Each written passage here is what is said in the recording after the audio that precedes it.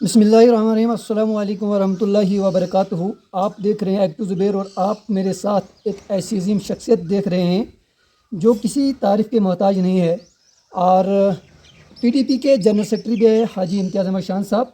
और शान साहब अस्सलामु अलैकुम वरहमतुल्लाहि वबरकातुहू। सर जी, सबसे पहले मेरा सवाल आपसे रहेगा, जैसे कि हमने देखा सोशल मीडिया के ज़रिए आपने सुमड़ का दौरा किया, सिंगलदान का दौरा किया, तो कहीं ना कहीं शान साहब हमारी पंचायत के साथ साथ कलीमस्ता घाघरा का दौरा करें, तो कब तक क्या प्रोग्राम होगा सर? अभी कल हमारा दाड़म का प्रोग्राम है, तो मुझे लगता है कि ईद के फ़ौरन बाद ईद के 2 या 3 दिन के अंदर अंदर हम कलीमस्ता से शुरू कर रहे हैं, बिंदासा, घाघरा, अस्तान मरग, ठीक है, इस एरिया में। उसके बाद वापसी दाड़म में आएंगे इंशाल्लाह। मुझे लगता है ईद के फ़ौरन बाद हम इस इलाके ईद के फ़ौरन बाद पंचायत कलीमस्ता और साथ साथ में हेला। हाँ बिल्कुल, ईद के मतलब दूसरे तीसरे दिन हम यहाँ इस तरफ से जो दौरा शुरू कर रहे हैं। और मुझे मेरी भी ख्वाहिश है कि मैं अभी जल्द से जल्द वहाँ पहुँचूँ, क्योंकि हम पिछले साल बड़ा तफसील से दौरा किया था। उसके बाद भी हम वक्तन फ़वक्तन हम सबके साथ कांटेक्ट में रहे, लेकिन अभी अच्छा मौसम भी है और बड़ी देर हो गई, 5-6-7 महीने हो गए लोगों से मुलाकात नहीं हुई। तो मैं चाहता हूँ कि वहाँ के लोगों से मुलाकात हो और वहाँ के जो मसाइल हैं, जो वहाँ के किसी भी किस्म के मसाइल हों, ताकि हम उन पे बात करें, हम देखें कि क्या इश्यूज़ हैं यहाँ पे। सर, कुछ लोग ये भी कहते हैं कि शान साहब ने कॉन्स्टिट्यूंसी के अंदर 27,000 वोट लिए और उनका ये कहना है कि अब शान साहब कहीं दिखेंगे नहीं, तो उनके लिए क्या जवाब रहेगा? क्योंकि हमने भी देखा कि पिछले साल आपने पूरी कॉन्स्टिट्यूंसी के अंदर दौरा किया, उसमें पंचायत से लेकर अगर हम बात करें तो वार्ड तक आप पहुँच गए, उनके लिए क्या जवाब होगा सर? देखिए, यहाँ इलेक्शन में एक बहुत बड़ा प्रोपोगंडा चलाया गया कि इम्तियाज़ शान दुबई चला जाएगा, आपने भी शायद सुना होगा। बिल्कुल सर। लेकिन ये उन लोगों के लिए एक बहुत बड़ा क्या बोलते हैं जवाब है उस चीज़ का, कि मैं इलेक्शन के बाद दुबई नहीं गया, मैं इलेक्शन के बाद अपने इलाके में ही ज़्यादा रहा। बिल्कुल पिछले साल भी रहा। सर। एक और सवाल और लास्ट सवाल आपसे ये होगा सर, जो मिनी हाइड्रो प्रोजेक्ट बन रहा है जिसका सर्वे हो रहा है, जी जी। कुछ लोग ये चाहते हैं कि उस साइड बने, कुछ लोग ये चाहते हैं कि इस साइड बने, लेकिन हम ये चाहते हैं कि इस जगह पर बने, एक स्टेबल जगह पर बने जहाँ पर लोगों का फ़ायदा हो। इसमें आप इसमें क्या कहना चाहेंगे, ख़ास तौर पर पंचायत की बंदासा की आवाम के लिए?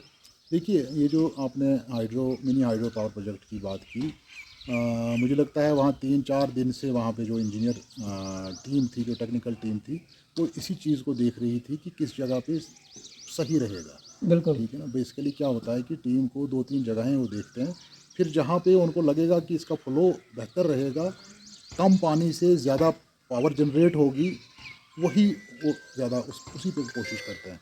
और दूसरा वो देखते हैं कि जितना कम खर्चा हो, बिल्कुल। ठीक है ना, मतलब कम खर्चा इनकम ज़्यादा। कम खर्चे में इनकम ज़्यादा है। हाँ, कम ये खर्चे देखना में, है हाँ कि बिल्कुल। जहाँ पर पानी कम होगा, जून जुलाई में वहाँ पर पानी भी कम होता है, उसको भी मद्देनज़र देखो, रखना होगा। वो एक ना मेजरमेंट एक उन्होंने एक रखा है सिस्टम। वो इसको तकरीबन तकरीबन एक 1.5 महीना मेजर करेंगे, कब कितना पानी आया, कब कितना कम हुआ।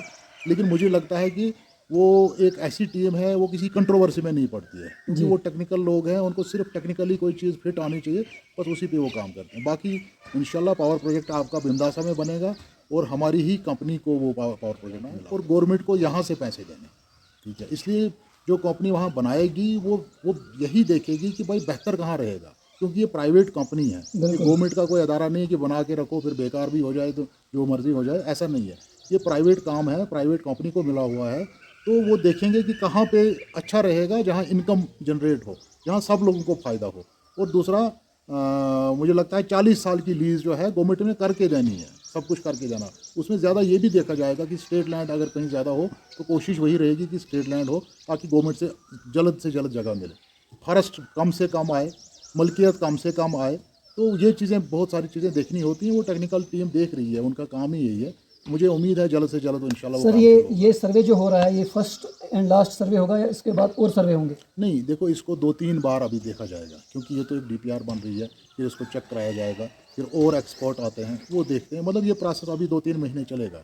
और दूसरा ना, ये पानी को भी देखते हैं, मुझे लगता है कि शायद उन्होंने मत कोई लगाया होगा वहाँ गेज वगैरह, जो पानी को मेजर करते हैं कि भाई अभी कितना पानी है, 15 दिन के बाद कितना रहा, महीने के बाद कितना रहा, इस चीज़ को भी देखा जाता है। 2-3 महीने मॉनिटर करने के बाद ही हाँ ये पता चलेगा हाँ। कि इसको कितना टाइम स्टार्ट करने में लगेगा या नहीं, जल्दी स्टार्ट होगा? नहीं, स्टार्ट जितनी जल्दी गवर्नमेंट लैंड हवाले कर देगी, कंपनी के उतना जल्दी स्टार्ट होगा। अब ये गवर्नमेंट का काम है कि वो कितना जल्दी ज़मीन दे देते हैं, अवेलेबल करते हैं, क्योंकि सारी एनओसी गवर्नमेंट ने देनी है, लैंड लीज करके देनी है गवर्नमेंट ने, कि भाई लीज जो बनती है वो लीज कंपनी के नाम होगी, उसके बाद ही वो काम शुरू कर सकता है। आपने सुना कि लैंड लीज करनी है और लैंड पे जितना जल्दी काम होगा, एनओसी हमारे पास आएंगी, कंट्रैक्टर के पास आएंगी, ज़मीन इनके हवाले कर दी जाएगी, तो काम जल्द अज जल्द लग सकता है। ये थे हमारे साथ पीटीपी के जनरल सेक्रेटरी इम्तियाज़ अहमद शान साहब। और अगर हम कॉन्स्टिट्यूंसी की बात करें तो नंबर 2 पे रहने वाले हमारे इम्तियाज़ अहमद शान साहब हैं, जिन्होंने यहाँ से 27,000 वोट लिए थे। और उसके बाद अगर हम ये कहें, कहीं ना कहीं गरीबों और यतीमों और मस्किनों की अगर सबसे ज़्यादा मदद की है तो शान साहब ने की है। शान साहब, वक्त देने के लिए बहुत बहुत शुक्रिया। बहुत बहुत शुक्रिया आपका। आप देखते रहिए छोटी सी रिपोर्ट एक्टिव ज़ुबैर के साथ। खुदा हाफिज़।